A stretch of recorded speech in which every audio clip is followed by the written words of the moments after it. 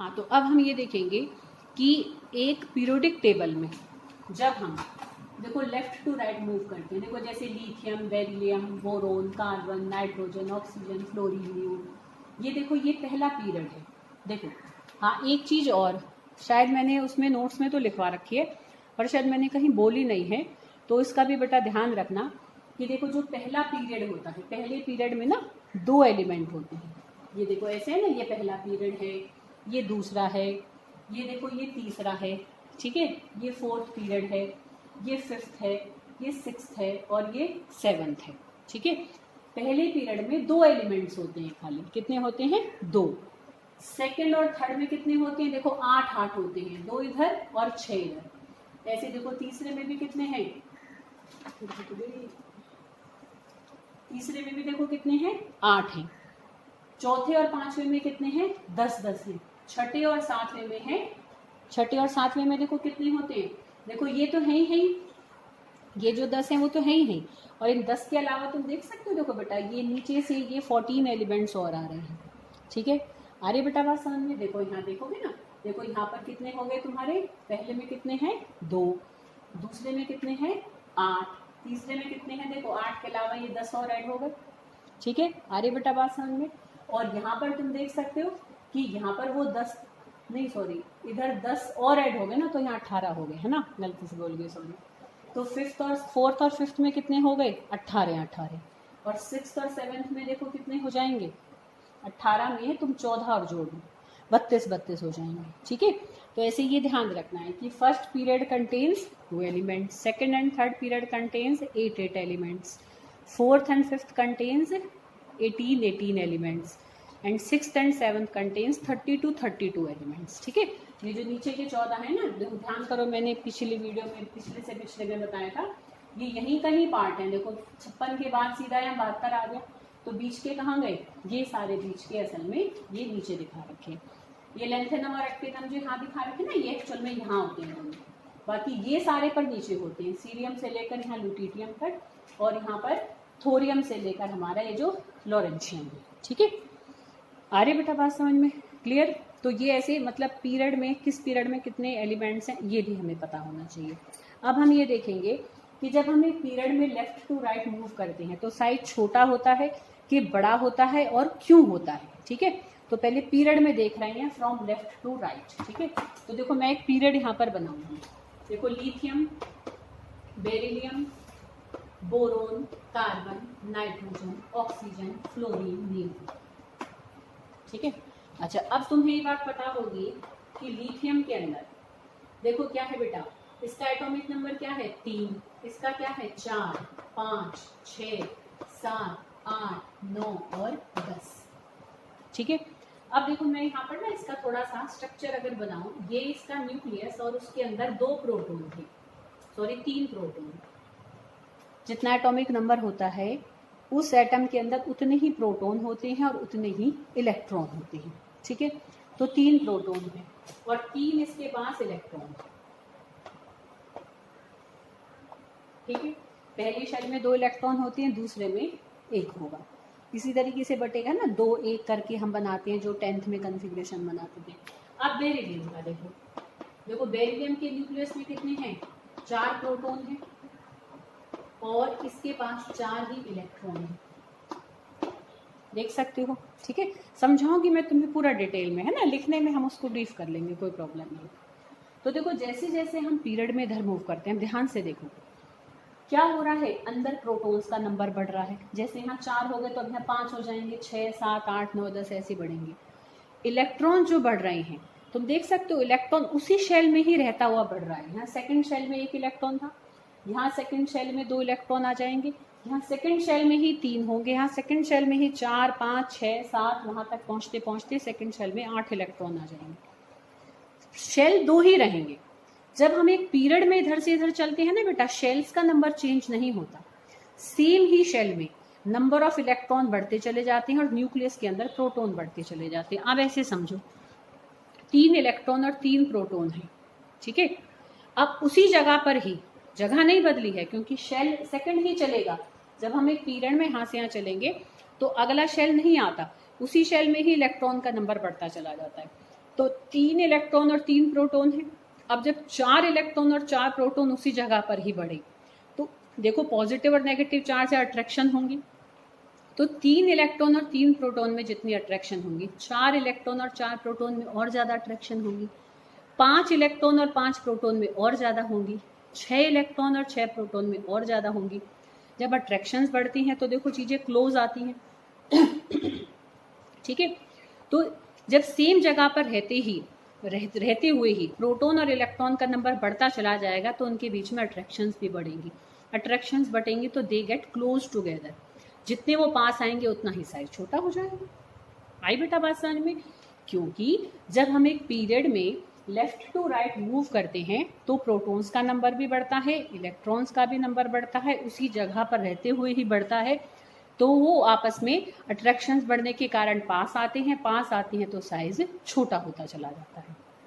ठीक है, इसको लिखेंगे कैसे? इसको हम लिखते हैं अफेक्टिव न्यूक्लियर चार्ज।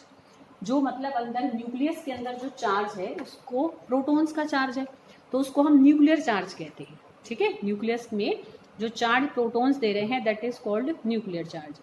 वो न्यूक्लियर चार्ज कितना इफेक्ट कर रहा है इलेक्ट्रॉन्स को।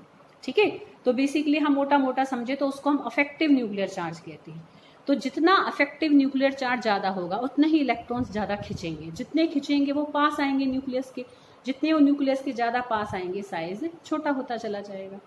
आई बेटा बात समझ में? तो हम क्या लिखेंगे कि when we move left to right in a period size always decreases. क्यों? Due to increase in effective nuclear charge. क्योंकि अफेक्टिव न्यूक्लियर चार्ज बढ़ता चला जा रहा है जब हम एक पीरियड में लेफ्ट टू राइट मूव कर रहे हैं। वो कैसे बढ़ रहा है वो तुम्हें मैंने भी समझाया। ठीक है, क्योंकि सेम जगह पर ही इलेक्ट्रॉन और प्रोटॉन का नंबर बढ़ता चला जाता है। ठीक है, अब हम एक ग्रुप में देखें। देखो ग्रुप में अगर मैं ऊपर से नीचे चलूँ, ठीक है, तो कोई भी ग्रुप ले लो, बेशक ये ले लो। तो ग्रुप में जब हम ऊपर से नीचे चलेंगे तो क्या होता है बेटा, हर अगले मेंबर पर ना नंबर ऑफ शेल्स ही बढ़ जाते हैं। ठीक है, जैसे चलो बना लेते हैं यहाँ पर। जैसे कोई पहला ग्रुप भी हम बनाए, lithium, sodium, potassium, rubidium, caesium. ठीक है, फ्रेंशियम को लिखो मत लिखो, रेडियो एक्टिव है उनको हम कंसिडर नहीं करते, पर हाँ भी बढ़ता है। तो देखो लिथियम का होता है 21, इसका क्या है 281, इसका 2881, इसका क्या होगा फर्दर, खैर इसका आगे बढ़ जाएगा। तो चलो हम इसको बेशक ऐसे करके करें तो यहाँ पर हमारा मतलब नेक्स्ट जो उसमें जाएगा एक और बढ़ जाएगा। ठीक है, मतलब इसके आखिरी शेल में एक ही इलेक्ट्रॉन होंगे, क्योंकि एक ग्रुप में जितने भी तत्व होते हैं उन सबका आउटर मोस्ट शेल का कॉन्फ़िगरेशन हमेशा सेम होता है, तभी वो एक ही ग्रुप के मेंबर हैं, क्योंकि तभी उनके आउटर मोस्ट शेल में सेम इलेक्ट्रॉन होने के कारण उनकी प्रॉपर्टीज एक जैसी हो जाती हैं। ठीक है, चलो अब हम एटॉमिक साइज पर आते हैं। तो जब हम किसी ग्रुप में ऊपर से नीचे आते हैं तो क्योंकि नंबर ऑफ शेल्स ही बढ़ रही हैं, तो अब तो तुम समझ सकते हो भाई एक शेल का साइज इतना होगा तो दूसरे शेल का साइज होने से और भी भाई हमारी डिस्टेंस बढ़ जाएगा। समझ रहे हो ना बेटा? वैसे भी देखो बेटा, यहाँ पर भी नंबर ऑफ इलेक्ट्रॉन बढ़ रहे हैं, अंदर प्रोटॉन भी बढ़ रहे हैं, पर यहाँ पर जो इलेक्ट्रॉन बढ़ रहे हैं वो अगले शेल में बढ़ रहे हैं। ठीक है, तो अंदर के जो इलेक्ट्रॉन है वो इसको रिपल्शन देंगे, अंदर वाले इलेक्ट्रॉन बाहर वाले इलेक्ट्रॉन को अब न्यूक्लियस की अट्रैक्शन से रोकेंगे। जब एक ही जगह पर बढ़ रहे हैं तो सब अट्रैक्ट हो रहे हैं, पर एक यहाँ बढ़ रहा है अगला यहाँ बढ़ रहा है, तो अंदर वाला क्या करेगा, है ना, ये न्यूक्लियस है, अंदर इलेक्ट्रॉन है। अब ये जो बाहर वाला इलेक्ट्रॉन आया, पहले तो उसे इलेक्ट्रॉन की रिपल्शन भी तो झेलनी पड़ेगी, तब जाकर वो उससे अट्रैक्ट होगा। ठीक है, तो क्या होगा, इसलिए जब अगले शेल में इलेक्ट्रॉन्स का नंबर बढ़ता है तो साइज बढ़ता चला जाता है। ठीक है, तो size increases down the group due to increase in number of shells down the group. ठीक है, क्लियर बेटा? तो ये हमने एटॉमिक साइज को समझा और उसके ट्रेंड को समझा in period and in a group. ठीक है, अच्छा इसी से रिलेटेड बेटा एक क्वेश्चन आ जाता है, 3 नंबर में भी आया हुआ है, तो एज अ क्वेश्चन आंसर लिख कर ही मैं तुम्हें उसको दे दूंगी। देखो क्वेश्चन क्या है कि किसी भी एटम से, ठीक है, उसके कैटायन का साइज हमेशा छोटा होता है। जैसे सोडियम एटम है और इसका कैटायन क्या बनेगा, Na पॉजिटिव, तो उसका साइज हमेशा छोटा होता है। क्यों होता है देखो छोटा, देखो इसका कॉन्फ़िगरेशन क्या है 281 और इसका क्या है 28। ठीक है, इसमें नंबर ऑफ इलेक्ट्रॉन्स और प्रोटॉन्स कितने थे? 11 ही देखो प्रोटॉन थे और 11 ही इसमें क्या थे? इलेक्ट्रॉन।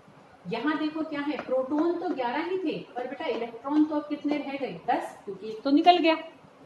समझ रहे हो ना? तो अब तुम यहाँ ध्यान से देखो तो यहाँ 11 प्रोटॉन 11 इलेक्ट्रॉन्स को अट्रैक्शन दे रहे हैं, यहाँ पर 11 प्रोटॉन 10 इलेक्ट्रॉन को अट्रैक्शन दे रहे हैं। ऐसे समझो जैसे 11 टीचर 11 बच्चों के लिए थे तो एक टीचर एक बच्चे को देख रहा था ना। पर अब हमारा क्या हुआ कि यहाँ पर अब टीचर तो 11 है, बच्चा एक स्कूल छोड़ के चला गया, तो अब एक टीचर जो खाली हो गया तो वो सब बच्चों पर ध्यान देगा, तो हर टीचर पर अब हर बच्चे पर एक टीचर से ज्यादा एक और टीचर की नजर हो गई है। समझ रहे हो ना बेटा? तो अब क्या है, चीजें और ज्यादा समझ जाएंगे तो अट्रैक्शन और ज्यादा बढ़ जाएगा, अफेक्टिव न्यूक्लियर चार्ज यहाँ इंक्रीज हो जाएगा due to increase in proton as compare to number of electrons. ठीक है भाई, यहाँ पर 11 प्रोटॉन 11 इलेक्ट्रॉन को अट्रैक्ट कर रहे थे, अब प्रोटॉन तो 11 ही रह गए पर अब वो अट्रैक्शन दे रहे हैं 10 इलेक्ट्रॉन को, तो अट्रैक्शन अब ज्यादा देंगे क्योंकि एक प्रोटॉन की एक्स्ट्रा अट्रैक्शन अब सबको मिलेगी, तो ज्यादा अट्रैक्शन होंगे, ज्यादा क्लोज आएंगे, साइज छोटा हो जाएगा। तो कैटायन जब कभी पॉजिटिव आयन बनता है तो कैटायन का साइज हमेशा ही एटम से क्या होता है? छोटा होता है। जब एटम हमेशा लार्जर होगा as compare to its cation. समझ रहे हो ना क्यों? क्योंकि एक तो इफेक्टिव न्यूक्लियर चार्ज बढ़ जाता है कैटायन का, एक और भी रीजन है नंबर ऑफ शेल्स ही कम हो जाते हैं बेटा जनरली जब कैटायन बनता है। देखो इसमें तो 3 शेल थे पर यहाँ कितने रह गए? 2 शेल रह गए, तो इसलिए cation is always smaller than it's atom. ठीक है, anion is always larger than it's atom. क्यों? देखो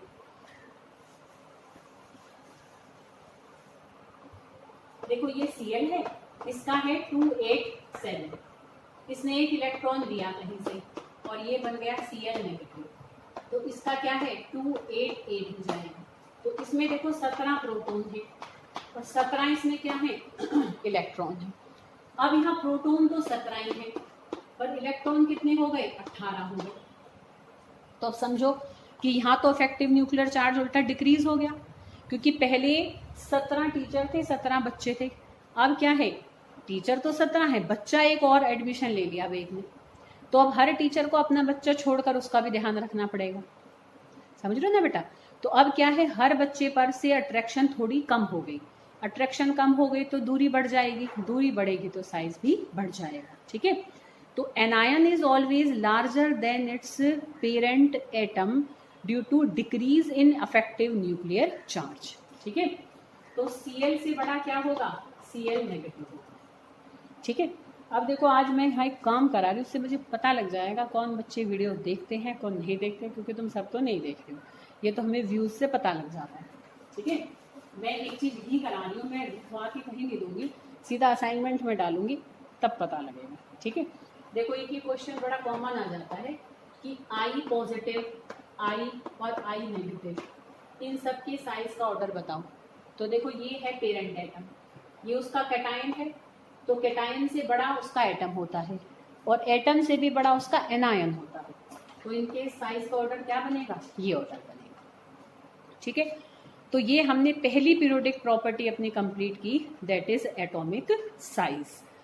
हमने टाइप्स ऑफ रेडियस देखे, हमने उसका ट्रेंड देखा पीरियड और ग्रुप में, वो सबसे इंपॉर्टेंट पॉइंट है इसका, और फिर हमने ये क्वेश्चन किया कि why cation is smaller than its respective atom and why anion is larger than its respective parent atom.